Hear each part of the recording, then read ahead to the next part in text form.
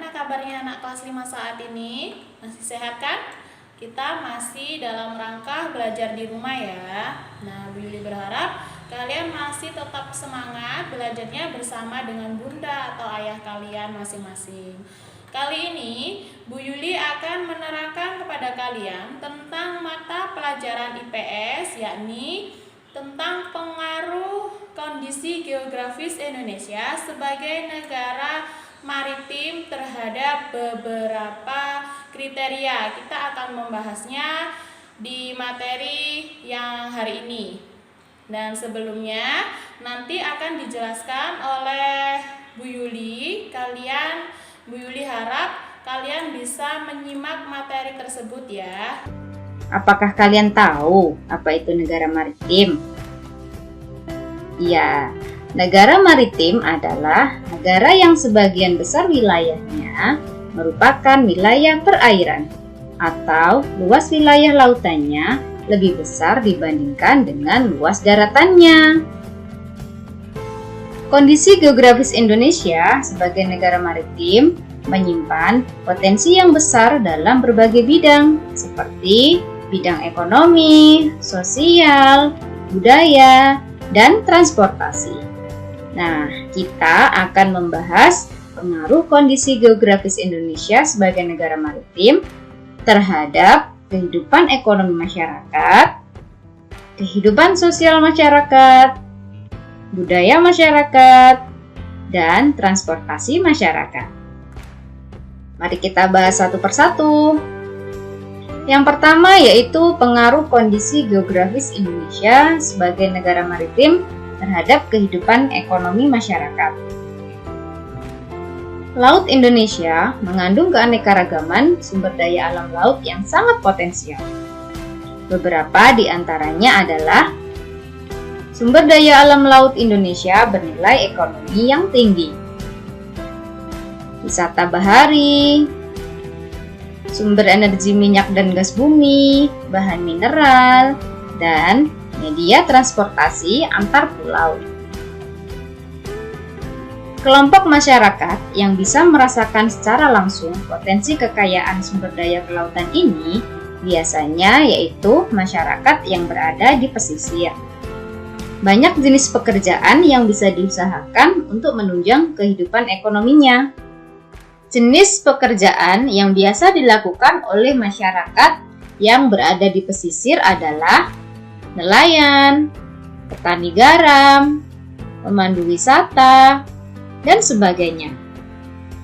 Nah, besarnya peluang ekonomi dari pemanfaatan potensi alam laut yang begitu besar, tentunya ini memberikan kontribusi bagi kehidupan ekonomi masyarakat Indonesia.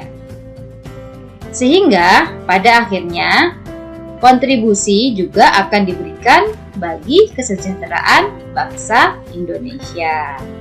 Nah, itu tadi pengaruh kondisi geografis Indonesia sebagai negara maritim terhadap kehidupan ekonomi masyarakat yang ada di Indonesia. Kita membahas tentang pengaruh kondisi geografis Indonesia sebagai negara maritim bagi kehidupan sosial masyarakat. Sebagai negara maritim yang berada di antara dua benua, membawa pengaruh terhadap kehidupan sosial budaya bangsa Indonesia. Karena Indonesia menjadi jalur perdagangan dunia. Mau tidak mau, negara di seluruh belahan dunia akan melewati dan mampir ke Indonesia. Pedagang-pedagang dari berbagai negara tersebut tentunya memiliki latar belakang yang berbeda antara satu dengan yang lainnya. Nah, para pedagang yang mampir dan ada sebagian yang menetap di Indonesia turut membawa adat budaya dari negara asalnya. Lambat laun, adat budaya yang dibawa akan berbaur, bahkan melebur dengan adat budaya asli Indonesia. Nah, beberapa dampak yang diakibatkan adalah komunikasi dan interaksi antar penduduk menjadi lebih mudah. Terjadinya peleburan nilai-nilai antar pulau dan antar negara. Munculnya perkampungan etnis tertentu, terjadinya perubahan perilaku masyarakat, Dan yang terakhir, terjadinya perpindahan ilmu dan teknologi. Itu beberapa pengaruh kondisi geografis Indonesia bagi kehidupan sosial masyarakat. Bahas tentang pengaruh kondisi geografis Indonesia sebagai negara maritim bagi kehidupan budaya masyarakat. Budaya antara suku bangsa satu dengan yang lain pasti berbeda-beda, karena Indonesia ini terdiri dari beberapa pulau. Sudah pasti budayanya juga berbeda, seperti bahasa, adat istiadat, tradisi, sistem kepercayaan, dan sebagainya. Nah, ciri keberagaman budaya lokal Indonesia dapat dilihat dari beberapa hal. Yang pertama yaitu keragaman suku. Nenek moyang bangsa Indonesia berasal dari Cina Selatan. Mereka bermigrasi kemudian bercampur dengan penduduk indigenus dan Indo-Aryan dari Asia Selatan. Kemudian terus berkembang hingga membentuk suku-suku bangsa. Nah, suku-suku bangsa di Indonesia diklasifikasikan menjadi 19 suku bangsa Indo. Yang kedua, keragaman bahasa. Indonesia masuk ke dalam rumpun bahasa Australia Asia. Rumpun ini terbagi menjadi 2 subrumpun, yakni bahasa Austronesia Barat atau bahasa Indonesia Melayu dan bahasa Austronesia Timur atau Polinesia. Yang ketiga yaitu keragaman religi.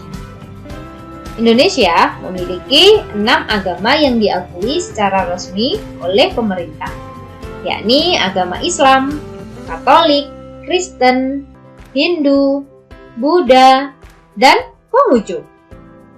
Selain itu, berkembang juga aliran-aliran dan kepercayaan. Yang terakhir yaitu keragaman seni dan budaya. Nah, keberagaman seni dan budaya ini memberikan manfaat bagi bangsa Indonesia. Misalnya dalam bidang bahasa, kebudayaan daerah yang berwujud dalam bahasa daerah dapat memperkaya perbendaharaan istilah dalam bahasa Indonesia. Sementara dalam bidang pariwisata, potensi keberagaman budaya dapat dijadikan sebagai objek dan tujuan wisata, sehingga bisa menghasilkan devisa bagi bangsa. Adapun dampak dari segi budaya sendiri adalah yang pertama yaitu lebih mudah mengenal budaya asing. Karena mudahnya pengaruh luar yang masuk Indonesia, maka masyarakat Indonesia lebih mengenal budaya asing. Seperti dalam bidang musik, masyarakat Indonesia lebih tahu musik luar seperti hip hop, jazz, R&B daripada lagu daerah seperti karawitan atau gambang kromong.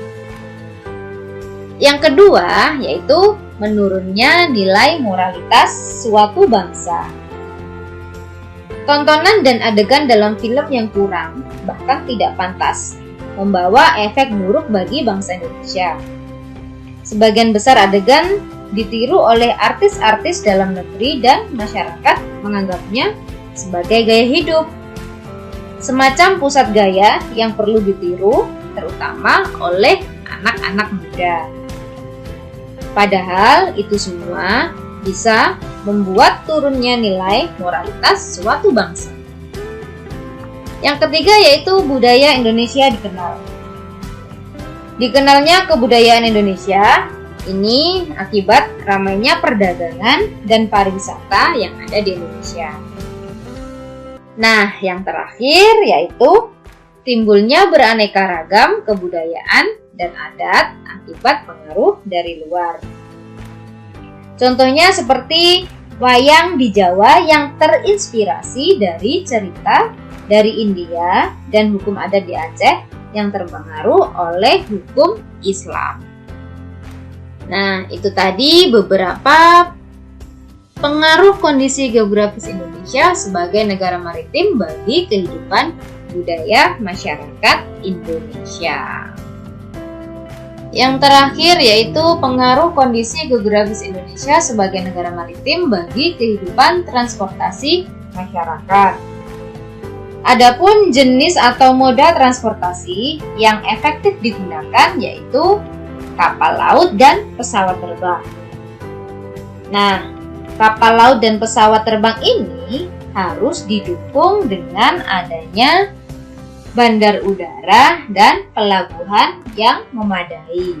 Ketersediaan pelabuhan dan bandara yang memadai ini bisa meningkatkan mobilitas masyarakat antar pulau. Jika penyediaan dan penggunaan moda transportasi antar pulau memadai, ini akan sangat membantu kehidupan masyarakat. Seperti yang kita tahu bahwa Indonesia merupakan wilayah yang berupa kepulauan, sehingga mempengaruhi pemerataan program pembangunan dan hasil-hasilnya. Sehingga kemajuan tidak hanya berpusat pada daerah-daerah tertentu saja. Ada daerah yang sangat maju, namun ada daerah yang masih sangat tertinggal. Tentunya hal ini memberikan dampak bagi masyarakat di Indonesia. Dampak yang ditimbulkan yaitu ada dampak negatif dan dampak positif. Untuk dampak negatifnya yaitu harga barang kebutuhan berbeda di masing-masing pulau. Sedangkan dampak positifnya yaitu terpajunya bangsa Indonesia untuk membangun dan mengembangkan industri pesawat dan perkapalan. Nah, berikut peta jalur penerbangan antar pulau di Indonesia.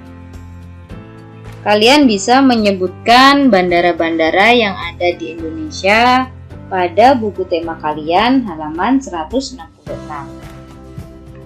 Selanjutnya, peta jalur pelayaran antar pulau di Indonesia. Nah, tadi sudah Bu Yuli jelaskan tentang pengaruh kondisi geografis Indonesia sebagai negara maritim di 4 kategori. Nah, Bu Yuli berharap mudah-mudahan materi yang Bu Yuli sampaikan ini bisa bermanfaat untuk kalian, dan apabila kalian mengalami kesulitan atau kalian kurang paham, kalian bisa menanyakan di WA pribadinya Bu Yuli ya. Setelah ini, jangan lupa kalian harus mengerjakan tugas yang telah diberikan oleh Bu Yuli. Setelah itu, tugasnya nanti dikumpulkan pada saat Bu Yuli tentukan, oke? Nah, sekian dari Bu Yuli. Bu Yuli ucapkan wassalamualaikum warahmatullahi wabarakatuh.